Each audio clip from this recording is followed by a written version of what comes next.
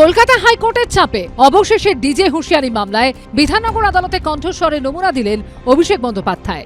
10 জুলাই অর্থাৎ গত শুক্রবার এই মামলায় কলকাতা হাইকোর্টে তীব্র ভৎসনার মুখে পড়েন অভিষেক বন্দ্যোপাধ্যায়। বিচারপতি সৌগত ভট্টাচার্য বলেন, সবকিছুর একটা সীমা আছে, বিচারক একটা নির্দেশ জারি করেছে, সেটা মানতে বাধ্য।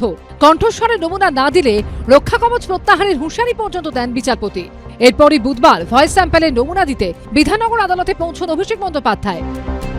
এদিন সকাল 11টা নাগাদ কালীঘাটের বাড়ি থেকে বেরোন অভিষেক বন্দ্যোপাধ্যায়। এতদিন তার গাড়ির ফুটবোর্ডে নিরাপত্তারক্ষীদের দেখা যাচ্ছিল, জানিয়ে মামলাও হয়েছে।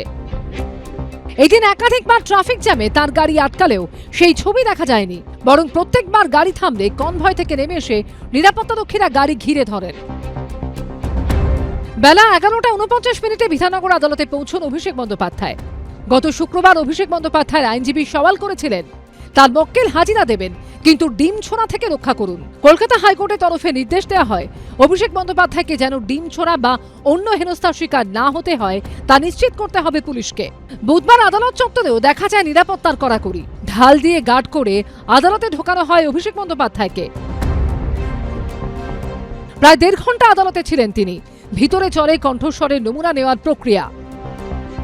মূলত ফরেন্সিক বিশেষজ্ঞরা তাদের কাছে থাকা যে অত্যাধুনিক যে অডিও রেকর্ডার বা যে মাইক্রোফোন, তার সাহায্যে অভিযুক্ত যে বক্তব্য রেখেছিলেন সেই বক্তব্যে যে শব্দগুলো ব্যবহার করেছেন সেই শব্দগুলিকে উচ্চ কণ্ঠে পড়তে বলা হয়। মূলত এটাকে রেফারেন্স অডিও হিসেবে তারা কালেক্ট করে এবং পরবর্তীকালে ফরেন্সিক ল্যাবে পরীক্ষা করার পর সায়েন্টিফিক এভিডেন্স হিসেবে আদালতের কাছে সেটি জমা পড়ে। আজকে কোর্টে একটু আগে রিটিন আবেদন হয়েছে, আমরা একটা পিটিশন সাবমিট করেছি। আমার অ্যাডভোকেটরা সব পিটিশন সাবমিট করেছে যে অভিষেক ব্যানার্জির নাম করে কিছু থ্রেট আসছে আমাদের কাছে। পশ্চিমবঙ্গের ইতিহাসে সর্বপ্রথম অভিষেক ব্যানার্জিকে কোর্টে আসতে হয়েছে, এটাই অনেক, এবং ভগবানকে মাটিতে আনানো হয়েছে এবং আজকে আমাদের এই বিচার ব্যবস্থার যে মন্দির, সেই মন্দিরে তাকে প্রবেশ করতে হয়েছে। আমাদের একটা 394-এর আমরা একটা পিটিশন করেছিলাম, তাতে নতুন বিএনএসএসের যে পাওয়ার আছে তাতে করে ওনাকে আসতেই হবে। সাবসিকুয়েন্টলি 2টো ডেট আমরা ওয়েট করেছি, মানে ইনভেস্টিগেটিং এজেন্সি ওয়েট করেছে উইথ এক্সপার্ট, উনি আসেননি। গত ডেটে আমি আর একটা পিটিশন করেছিলাম যে এইভাবে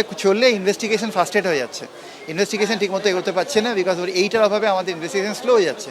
কারণ এই ভয়েস টেস্টটা এই পুরো মামলাটার খুব ইম্পর্টেন্ট জায়গা ইনভেস্টিগেশনের পার্টে।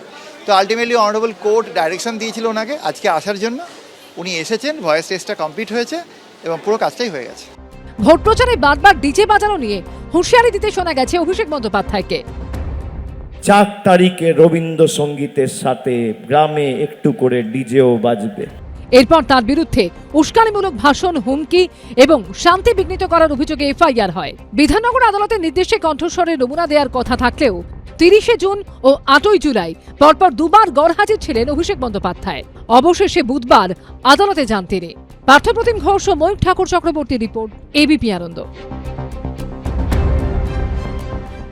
এবিপি আনন্দ, এগিয়ে থাকে, এগিয়ে রাখে।